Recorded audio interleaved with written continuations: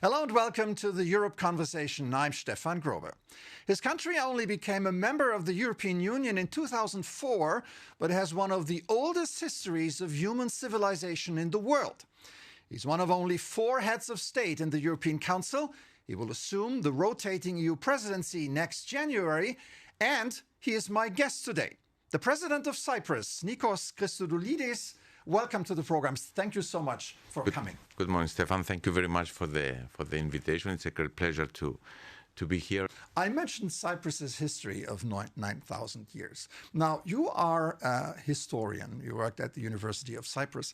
I wonder, how can Cypriots and Europeans at large benefit from a historian as a president? You know, history, as you know very well, repeats itself. So knowing the history, and not only the history of your country, but the history of your region, the European history, the world history, helps you in a way how you approach today's challenges and how you tackle the challenges that we have ahead of us. So I think history is very important to be known, and taking under consideration what happened is a great benefit in order to face today's challenges.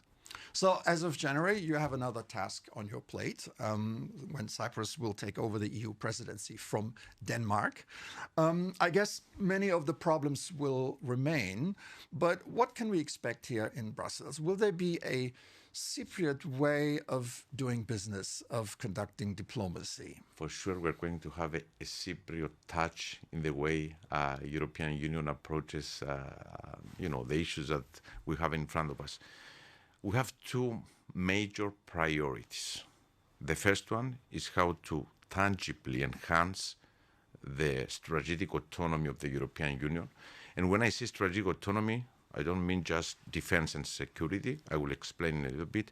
And the second one is to bring the European Union closer to our region, to Middle East, to the greater Middle East. You know, Cyprus is a member state of the European Union, as you very correctly mentioned, since 2004.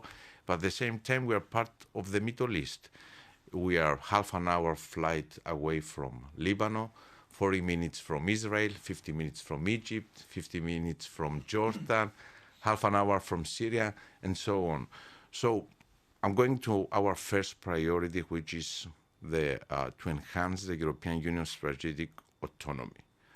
As a European Union, we are, and we used to be more in the past, dependent on our security from the United States. As a European Union, we were dependent on energy from Russia. As a European Union, we are dependent on our raw materials from China.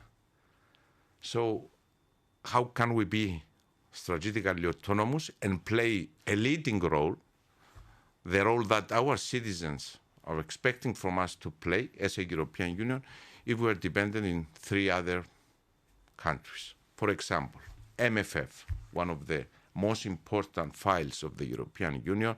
The Danish presidency is doing an excellent job, and we're going to continue from the Danish presidency. For us, it's not just the budget of the European Union for the next 7 years. The multi-annual financial framework is the most important political tool to show to our people where we want the European Union to be in the next 7 years. So the multi-annual financial framework, of course, should reflect the traditional, if I may say, files of the European Union, cohesion policy, common agricultural policy, etc., but at the same time should reflect the priorities of the European Union today. Let me throw some keywords in here. You mentioned security.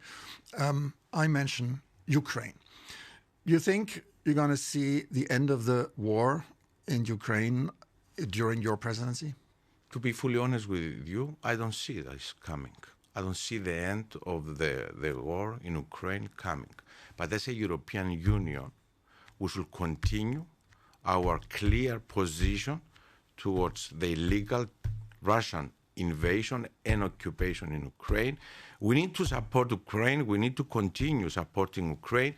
And within this context, I will let you know that I'm planning on December 4, ahead of our presidency, to visit Kiev, to visit Ukraine, to show that even Cyprus is coming from the Middle East. We are not part of the, let's say, Eastern Europe.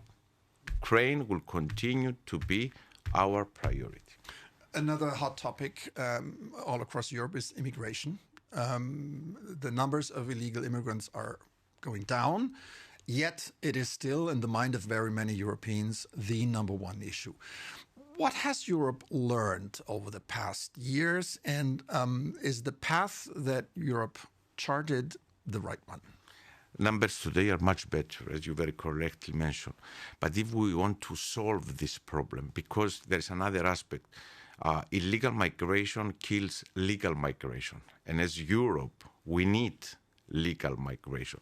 But in order to really face the problem of migration, we need to concentrate as a European Union, and that's what we are planning to do as a presidency, to face the root causes of migration.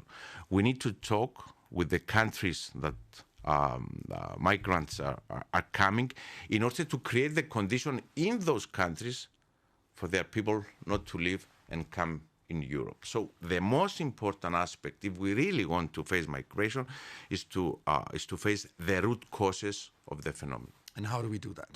Working together with the countries, supporting them. If we don't create the conditions in those countries, in order for the young people, for example, to stay in their countries, I mean economic conditions, political conditions, etc., then we'll never face the problem of illegal migration.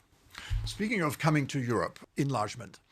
A topic that has been dormant for many, many years, but now we're going to see some action here, some activity. Do you think that Europe is ready for another round of enlargement? I remember back in 2014, President Juncker saying that by 2024 we're going to have the next enlargement of the European Union. And we're in 2025, and of course, we don't see enlargement, and nobody's talking with enlargement. Enlargement is one of the most important geopolitical tools of the European Union, and I'm afraid to say that we are losing this very important tool because we did a lot of promises and we didn't deliver. So that is why during our presidency, we want to see an important positive step towards enlargement, and I think we can have positive developments, especially with Montenegro. I visited Montenegro, ahead of our presidency, together with the Minister of Foreign Affairs and the Minister of European Affairs. We visited all member states plus candidate countries in order to prepare ourselves, because we want to listen to our partners, we want to listen from the candidate countries in order to be ready during our presidency. And I think with Montenegro, it's a small country, so the dilemma, more integration or enlargement, is not so. We can face this dilemma, and I think we can bring Montenegro closer to the accession to the European Union. Because if we don't have positive developments on enlargement, I'm very concerned that the people in those countries, the candidate countries, and in some countries we see this, they will turn their back to the European Union and they will find other ways. And we see in the Balkans, for example, Western Balkans, we see a number of other actors, non-EU actors, having a leading role because those countries, they don't believe anymore in the prospect of joining the European Union. Speaking about money, it's a kind of a topic that is not in the big headlines, but it is a very serious problem, and that is public debt. Many member states are suffering from public debt that is no longer sustainable. Is austerity a word that we're going to use more often in the future? No, I don't believe on austerity. I believe on responsible fiscal policy. And I'm very glad to say that being in power in Cyprus for 2.5 years now, our public debt is less than 60% of GDP. When we won the elections back in March 2023, public debt was approximately 75% of our GDP. And not through austerity, through responsible fiscal policy, we have these results today. It was actually 115% 5 years ago, so you've come a long way. Cyprus also has one of the highest budget surpluses in the European Union, 1.3%, and a growth outlook of 3% until 2027. Unemployment rate less than 5%, which it is actually the biggest challenge for us now to bring back to Cyprus talent. That's why we initiated a campaign starting from London, from brain drain to brain gain, in order to bring Cypriots and Europeans back to Cyprus. And Cyprus has been upgraded by all the major rating agencies recently. Exactly. So how do you do this? I mean, if you walk in here speaking to your European colleagues, they must be jealous. Responsible fiscal policy. Whatever we promise to people, we deliver, but we promise to people only what we can deliver. Let's talk about the situation in the Middle East now. You've said at the beginning, no country in the EU is closer to the region than Cyprus. How do you see the peace process going forward? But first of all, you were at the signing ceremony of the ceasefire agreement in Sharm el-Sheikh. Tell us about it. How was it? First of all, it was a great honor for Cyprus to be invited, to be there, being invited by President Sisi and President Trump. We welcome the initiative of President Trump. I don't underestimate the challenges that we have ahead of us, but we need to work with all partners in the region in order to implement the plan of President Trump. And that is why, before going to Sharm el-Sheikh, I talked with the President of the Commission, with the President of the Council, I talked with President Sisi, the Prime Minister of Israel, the President of UAE, His Majesty, the King of Jordan, in order to work together in order to safeguard the implementation of the plan. There is no other alternative right now in front of us. And that is why, working especially with the Commission, Cyprus presented a very specific plan in order to help to the implementation of the 20-point Gaza peace plan of President Trump. And allow me, our plan, based also on our excellent relations with all stakeholders. We have excellent relations with Israel. We have excellent relations with all Arab partners in the region, excellent relations with the United States, being member state of the European Union, being member of the state of the region. We prepared this plan, which is touches on the humanitarian aid delivery. It's the points of point 7 and point 10 of President Trump's plan. Secure goods and dual-use screening, the points 13 and 15 of President Trump plan. Third point, rubble removal and reconstruction enablement, the points of point 2, 10 and 14 of President Trump's plan.